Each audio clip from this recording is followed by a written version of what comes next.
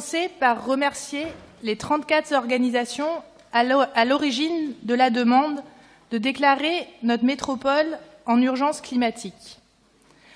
Comme les manifestants pour le climat, ils nous pressent à agir vraiment et à agir à la bonne hauteur. De quoi parlons-nous en effet? De quoi s'agit-il exactement? De ce qui doit impérativement constituer l'objet majeur, prioritaire de toute réflexion et de toute action politique désormais. D'une question, d'un enjeu si grand qu'il oblige à repenser tous les autres. D'un problème si complexe qu'il doit nous conduire à interroger les certitudes antérieures, les modèles et les manières de faire qui avaient cours jusqu'ici.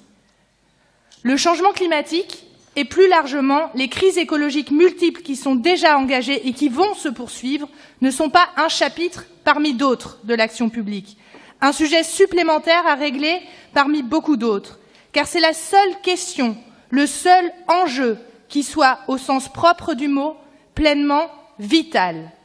C'est le seul enjeu qui reconfigure tous les autres enjeux, puisque, comme le dit l'astrophysicien Aurélien Barraud, dans une formule saisissante, les autres batailles n'ont aucun sens si celle-là est perdue. Ce vœu, bien évidemment, nous le voterons, avec détermination, mais sans naïveté. Pendant toutes ces années, au cours desquelles les écologistes ont alerté sur la montée des dangers, sur la gravité de la crise devant nous, nous avons eu 1000 fois l'occasion de constater que les mots, les discours, même les plus vibrants, l'éloquence des tribunes pouvait être le meilleur camouflage pour ne pas agir. Ne pas agir, en tout cas, à la hauteur des enjeux.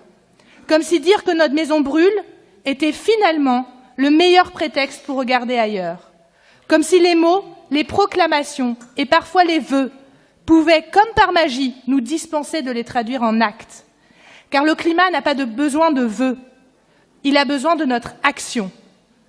Les Nantaises et les Nantais, tous les habitantes et les habitants de notre métropole ont besoin de notre action pour préparer et adapter la ville au choc qu'elle va devoir supporter dans les prochaines années, pour les protéger, pour leur permettre de vivre leur vie dans un contexte qui sera, oui, très différent de ce que nous avons connu, où nous devrons changer beaucoup de nos manières de produire, de consommer, de nous déplacer ou de nous nourrir.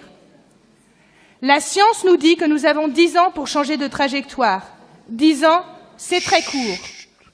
Et ce temps très court exige que nous cessions de remettre à plus tard les changements et oui, que nous cessions de ne pas voir les choix que cela implique.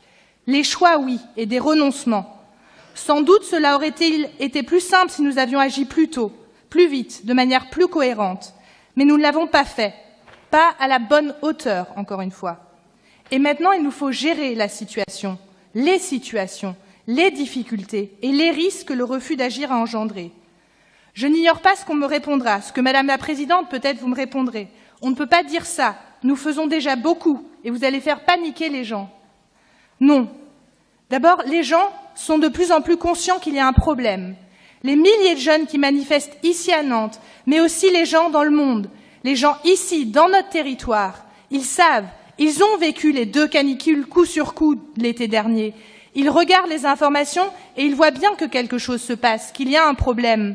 Ils savent que les sécheresses qui sont plus longues, y compris dans notre département, et les difficultés qui sont réelles pour nos agriculteurs. Ils voient bien les risques dans lesquels nous sommes et ils attendent que les responsables politiques arrêtent de leur raconter des histoires. Ils ne veulent pas qu'on leur dise, comme le préfet de Seine-Maritime après l'incendie de l'usine du Brisol, que tout est sous contrôle, quand ils voient bien eux-mêmes que non, tout n'est pas sous contrôle. Et oui, les gens savent que nous faisons des choses. Je ne pourrais pas dire le contraire moi-même, dans mes fonctions de vice-présidente chargée du climat et de la transition énergétique. Je suis bien placée pour savoir que nous faisons. Je sais l'engagement des services de la métropole, celui des associations et des citoyens pour qu'on avance et qu'on avance plus vite. Mais je sais aussi combien il faut parfois se battre, Madame la Présidente, pour arracher des mesures qui, si les actes suivaient vraiment les mots, devraient aller de soi, ou pour empêcher d'autres mesures qui, elles, devraient sans l'ombre d'un doute être oubliées. J'ai parlé de choix et de renoncement, oui, auxquels nous devons faire face si nous sommes vraiment convaincus qu'il y a urgence. Je pense, et j'en terminerai là, à cette obligation du serment d'Hippocrate. D'abord, ne pas nuire. En matière de politique publique, la transition écologique est comme la médecine. Soigner le mal, évidemment, mais d'abord cesser de l'aggraver. Nous en sommes encore loin aujourd'hui, et nous aurons l'occasion d'y revenir lors de l'examen de certaines délibérations inscrites à l'ordre du jour. D'ici là, je vous confirme, Madame la Présidente, chers collègues, que nous voterons ce vœu, encore une fois, avec détermination et avec sérieux, car si nous déclarons l'urgence climatique, et il faut la déclarer, alors il faut porter enfin nos actions, nos choix de politique publique, toutes nos décisions, à la hauteur de nos déclarations. Il faut prendre au sérieux nos propres mots. Je vous remercie.